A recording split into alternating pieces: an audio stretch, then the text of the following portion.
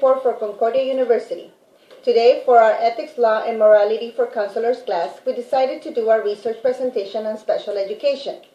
We already learned about the history, the purpose of the law, some ethical dilemmas, and some resolutions to solving these ethical dilemmas.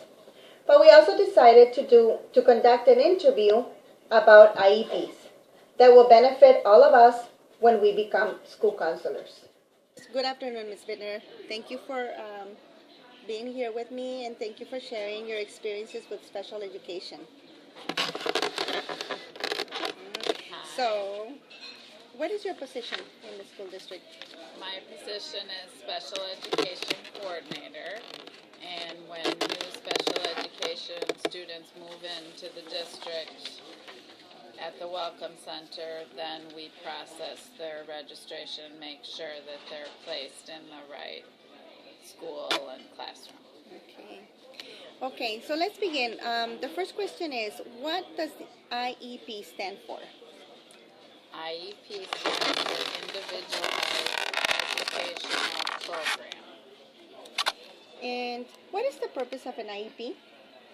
The purpose of an IEP is it's a plan that is written by a team of people, which include a general education teacher, a special education teacher, maybe a psychologist, could be a speech pathologist, and it's a document that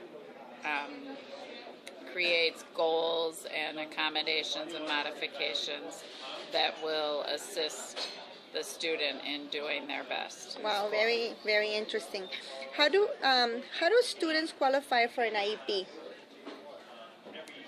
If a student is struggling in school, like they're not at grade level, they're having difficulty with reading, with math, or it could be their behavior they're having difficulty with, either the teacher would request an evaluation or a parent can request an evaluation, and then once consent is signed, the team at the school would do an evaluation and then determine if services are needed for the student, and if they are, then they write the IEP. And what is the process in your school district? How long does it take for a student to receive special education?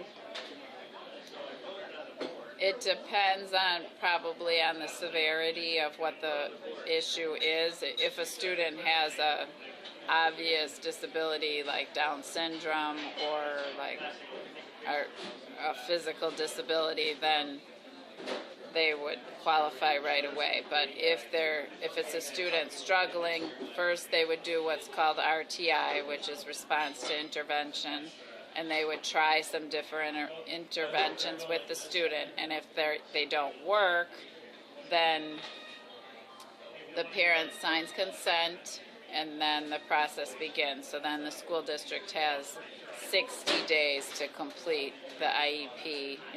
They have to meet with the parent within that 60-day time frame. So once the student qualifies for special education, how long does the individual have the IEP? How long is the IEP good for?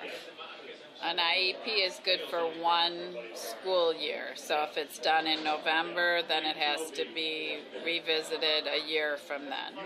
And in every 3 years, the student has to have a reevaluation. So if they qualify for services, then in 3 years they have to be tested, the records have to be looked at, and determine if they still qualify for special ed. Do you pull out the student or push in to give the student the support?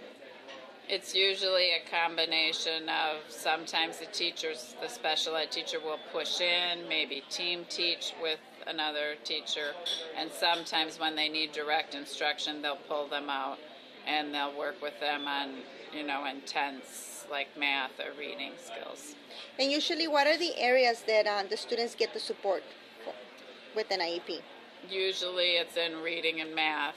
but they also could get support in social studies and science classes. Sometimes it's teacher assistants that push into those classes just to help with the reading and the organizing and other problem areas that the children might have. How often do you monitor in the progress and modify the goals on the IEP? The goals should be monitored and reported to the parent every quarter. Okay. And how long have you been a special education teacher? I have been a special education teacher for 20 years. Wow, that is a long time. Do you feel multiculturally competent? Have you ever received any multicultural courses or professional developments? Yes, I worked in Chicago before I worked in Waukegan, and I've always worked with many different cultures, so I have had training and different cultural things, and just being immersed with the parents and the culture of the schools that I've been in. And during your years of practice, what was the most rewarding experience? Can you tell us a little bit about that? What has been your most rewarding experience about being a special education teacher? I guess I can't really pinpoint one experience, but just all the things I've learned working with all different teachers, and just the reward of the success of the children when they are able to accomplish something. Mm-hmm. One more question, and this question is especially important for us because we are students going to school to become a school counselors. So I would like to know, can a school counselor attend IEPs, or provide any kind of service to students with disabilities? Yes, I think counselors should attend the IEP meeting whenever possible. At the elementary level, that sometimes would be a social worker, but at the high school level, at least here in Waukegan, our counselors are always in attendance at every IEP meeting to help with the social emotional planning for the student, and also planning their schedule of what classes they will take and what they need to be in for the following school year. Thank you, Ms. Widner, for sharing all this valuable information. We have learned a lot about special ed, and we really appreciate your insight and your experiences. Thank you. Thank you. It was my pleasure. We are reporting live for Concordia University. Thank you.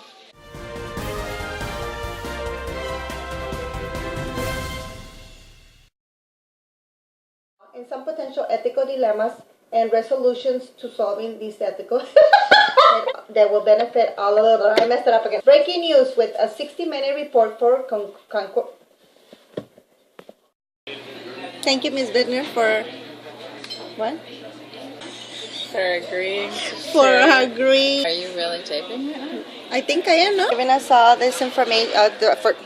No. Oops. Turn it off.